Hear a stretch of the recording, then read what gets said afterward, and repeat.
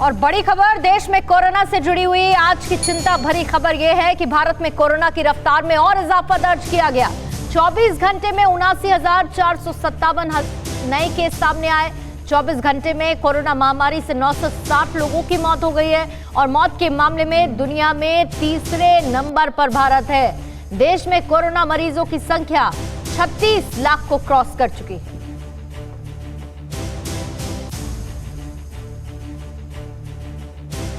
सुशांत के करीबी दोस्त सिद्धार्थ पिटानी ने सीबीआई के सामने जो खुलासे किए वो चौंकाने वाले हैं। सिद्धार्थ पिटानी ने कहा है कि सुशांत को उनके फ्लैट में भूत प्रेत का आभास होता था। सुशांत की स्थिति ऐसी हो चुकी थी कि वो खुद के घर में ही डरने लगे थे। क्या सुशांत को रहस्यमयी आवाजें सुनाई देती थी? क्या सुशांत को बुरी आत्माएं दिखाई देती थी? अपने ही घर में सुशांत क्यों डरने लगे थे? सुशांत घर से दूर रहने के बहाने क्यों ढूंढते थे? सुशांत केस में सीबीआई की जांच जैसे जैसे आगे बढ़ रही है, हर दिन नए खुलासे हो रहे हैं। सुशांत सिंह राजपूत के करीबी दोस्त सिद्धार्थ पिठानी ने सीबीआई की पूछताछ में जो बातें बताई हैं, वो चौंकाने वाली हैं। सिद्धार्थ पिठानी ने सीबीआई को सुशांत से पहली मुलाकात से लेकर सुसाइड तक की पूरी कहानी बयां की है। सिद्धार्थ के बयान में कुछ रहस्यमयी बातें भी सामने आई हैं। पिठानी ने सीबीआई को बताया है कि सुशांत पहले जिस क्रेपी हाइट सोसाइटी के फ्लैट में रहते थे, वहां उन्हें भूत प्रेत होने का आभास होता था। सुशांत को अक्सर लगता था कि उस घर के गेस्ट हाउस में कोई रहता है। पिठानी ने सीबीआई को बताया है कि जब रिया और उसका भाई शोभिक वहां रहने के लिए आए तो उन्हें भी ऐसी ही चीजें महसूस होती थी। पिठानी के बयान के मुताबिक अगस्त और सितंबर 2019 के दौरान सुशांत का काम पर से ध्यान हटने लगा था।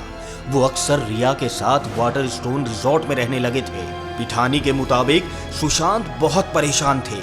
जनवरी में जब सुशांत उनसे मिले तो उन्हें गले लगाकर रोने लगे। सुशांत ने रोते रोकते कहा था कि वो एक्टिंग छोड़कर पावना के फार्म हाउस में खेती करने वाले हैं। सीबीआई को दिए बयान के मुताबिक सुशांत की तबीयत जून महीने के पहले हफ्ते में ज्यादा बिगड़ गई थी। पूरे लॉकडाउन में रिया सुशांत के साथ ही थी, लेकिन 8 जून की सुबह 11:30 बजे रिया अपना बैग भरकर घर से चली गई। उसी दौरान सुशांत को दिशा के मौत की खबर मिली। ये खबर सुनते ही सुशांत बेचैन हो गए। पिठानी के बयान के मुताबिक सुशांत ने दिशा की मौत की पल पल की जानकारी देने के लिए कहा था। फिर दूसरे दिन सुशांत ने मुझसे उनके पुराने वीडियो रिकॉर्डिंग और डेट डिलीट करने के लिए कहा था। फिलहाल सीबीआई सुशांत केस से जुड़े हर किरदार से पूछताछ कर कई कड़ियों को जोड़ने में जुटी है। सुशांत केस में एक नया नाम जुड़ा है, नाम है गौरव वारिया। गौरव वारिया वो शख्स जिसके साथ रिया चक्रवर्ती का चैट सामने आया और इसी चैट से ड्रग डीलिंग की बात भी सामने आई। पहली बार गौरव वारिया कैमरे पर भी दिखा। आज गौरव से ईडी पूछताछ करने वाली है। 100 सेकंड में ये पूरी खबर। एक तरफ सीबीआई के तीखे सवाल हैं, दूसरी तरफ ईडी का शिकंजा। सुशांत केस में हर दिन नए नए खुलासे हो रहे हैं। सुशांत केस में मनी लॉन्ड्रिंग मामले की जांच कर रही ईडी की टीम आज बिजनेसमैन गौरव वारिया से मुंबई में पूछताछ करेगी। ईडी की नोटिस पर गौरव गोवा से मुंबई पहुंचे हैं। गौरव का नाम रिया चक्रवर्ती के ड्रग्स वाले व्हाट्सएप चैट में आया था।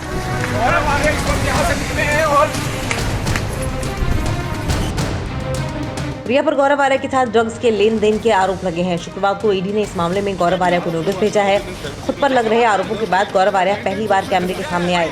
गौरव को गोवा एयरपोर्ट पर कैमरे में कैद किया गया। इस दौरान जब उनसे सुशांत केस को लेकर सवाल पूछा गया तो उन्होंने साफ कह दिया है कि इस केस से मेरा कोई कनेक्शन नहीं, मैं सुशांत सिंह राजपूत से कभी नहीं मिला। साल 2017 में रिया चक्रवर्ती से ही मुलाकात हुई थी। नहीं, मैं कभी नहीं मिला था उनसे। 2017।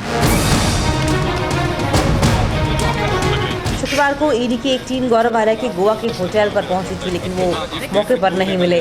उसके बाद ईडी की टीम ने होटल पर नोटिस चिपकाते हुए 31 अगस्त से पहले एजेंसी के सामने पेश होने के लिए कहा था।